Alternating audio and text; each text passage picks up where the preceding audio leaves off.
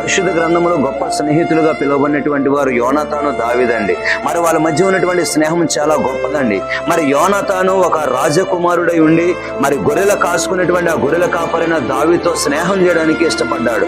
ఎందుకో తెలుసా? దావీదు దేవుని కలిగి ఉన్నాడు. దావీదు దేవుని ఎడల విశ్వాసం కలిగి ఉన్నాడండి. ఎంతో భక్తి వైరాగ్యాన్ని దేవుని పట్ల ఆయన కలిగి ఉన్నాడు గనక మరి ఆ దావీదుతో ఆ స్నేహం చేయడానికి యోనాతాను ఎంతగానో ఇష్టపడ్డాడు. ఈ రోజున మనం స్నేహం చేస్తున్నటువంటి వాళ్ళు మరి వాళ్ళు దేవుని కలిగి ఉన్నారా? దేవుని యందు విశ్వాసం కలిగిన వాళ్ళ, భక్తిపరులా కాదా, ఆత్మ సంబంధులా కాదా అనే విషయాన్ని మనం గ్రహించి మనము వాళ్ళతో స్నేహము చేయాలి తప్ప మరి ఎవరితో పడితే వాళ్ళతో మనం స్నేహం చేయకూడదండి. దుష్ట సాంగత్యం మంచి నడవడిని చెరుపుతుందని ప్రభు యొక్క లేఖనాలు మనతో మాట్లాడుతున్నాయి. తాగుబోతులతో, వ్యభిచారులతో, దొంగలతో, మరి లోక సంబంధమైనటువంటి శరీర సంబంధులతో మనం స్నేహం చేయకుండా ఆత్మ సంబంధులతో మనం స్నేహం చేస్తే వారిలో ఉన్నటువంటి మంట మనలో కూడా రావడానికి అవకాశం ఉంటుంది.